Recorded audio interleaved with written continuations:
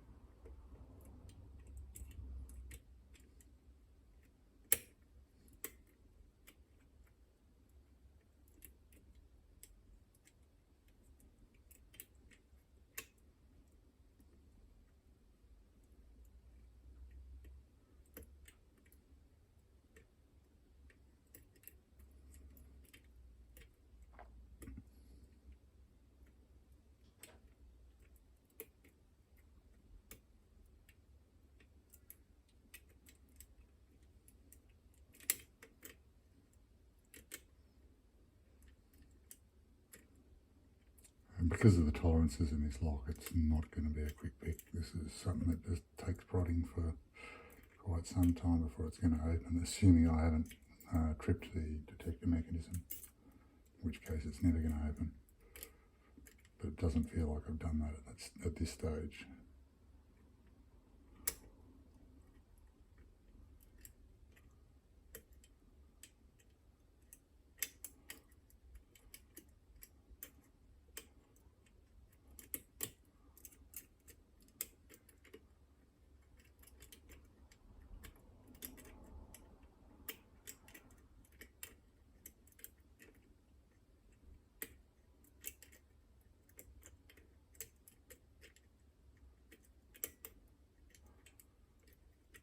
Just cycling through the high cuts.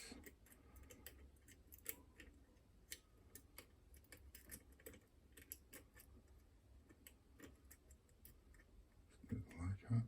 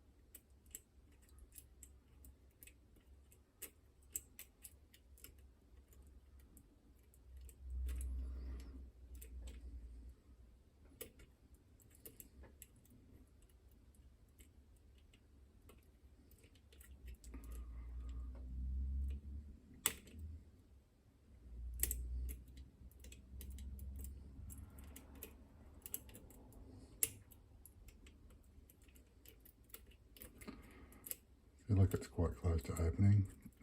Everything essentially feels set. Just needs a tiny nudge. I am using quite intense tension, so it's quite possible something's bound just on an edge.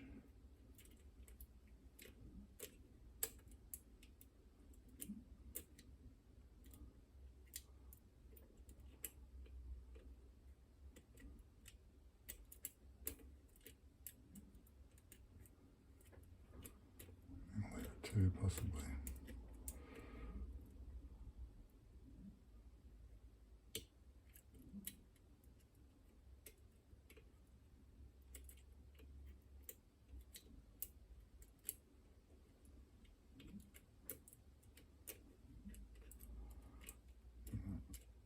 One's fine. Two feels good. It's stiff, but it's got a little spring. Three feels good. Four is stiff.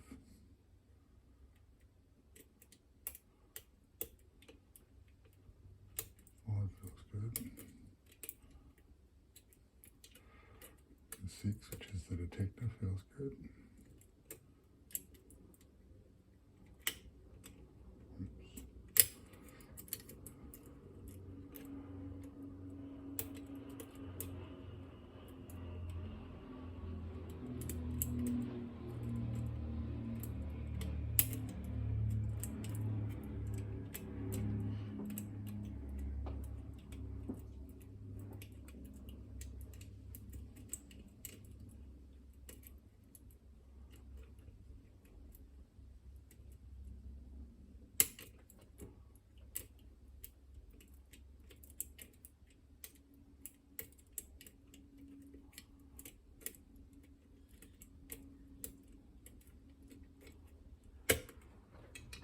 And we're open.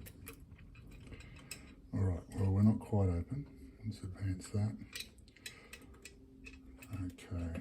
It's going to take some finagling. I'm going to have to wiggle that around. No, it's not quite enough to throw the bolt. So we'll have to get the tools out. Okay. I have to leave the tool in. I'm going to be able to do it that way.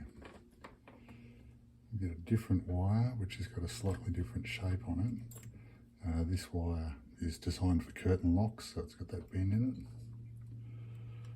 What I need to do here is turn the curtain around.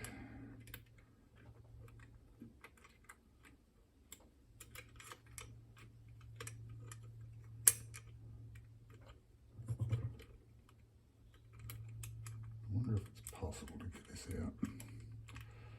It would be much easier without this in the way. Sorry, I should have practiced this bit. This is the first time I've actually picked this lock fully intact. I have picked it with a clear cover on. Oh, idiot, it's upside down, Miss Jane.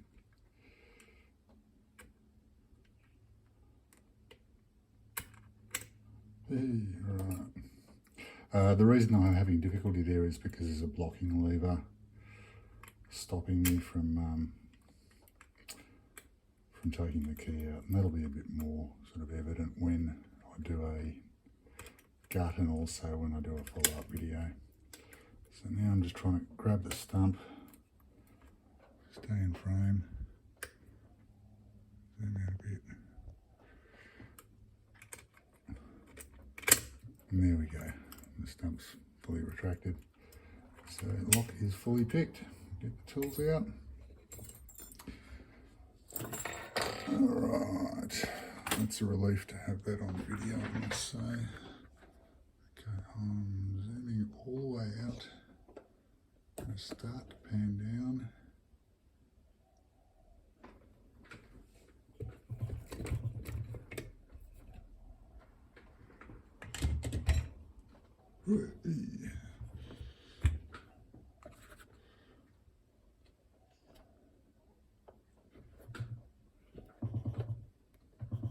Okay.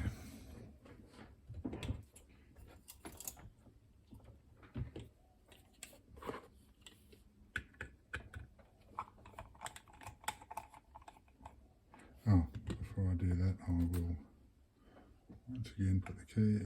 Why? I can show you the key works afterwards. Or we saw the key working before we started. I assure you it works. I just may as well open it in the state that I've picked it in so that you can see that there's no funny business. I don't know if there's any possible way to cheat this lock, frankly, or if using the key might reset it, but let's open it in the state that I've picked it in.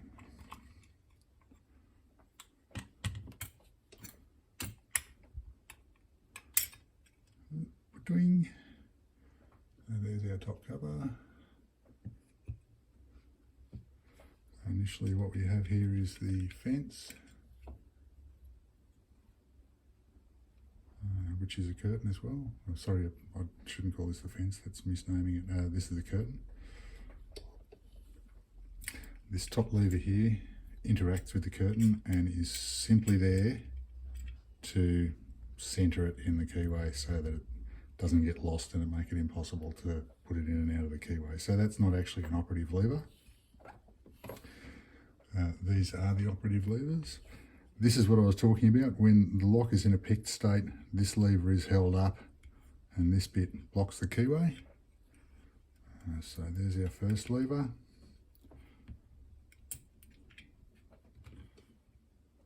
Make sure these all stay in frame.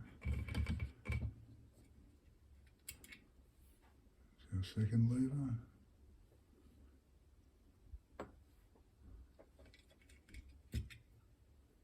Third lever.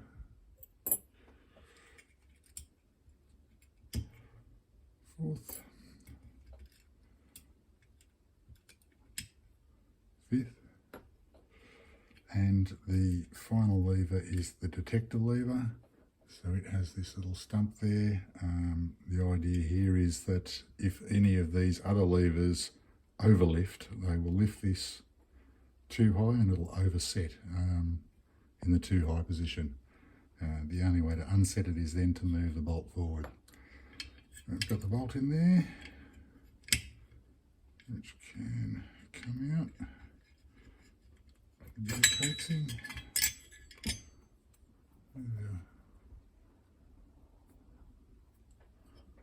Bolt housing. So that was the Chubb Detector, which is a notably sort of difficult lock. I think this lock was unpicked for 70 years. I won't give you any history on it at the moment. I will demonstrate very quickly how this mechanism will work. So if I'm, let's say it's locked, if I'm tensioning the bolt, all that obviously has to happen for the bolt to come back is to lift this lever.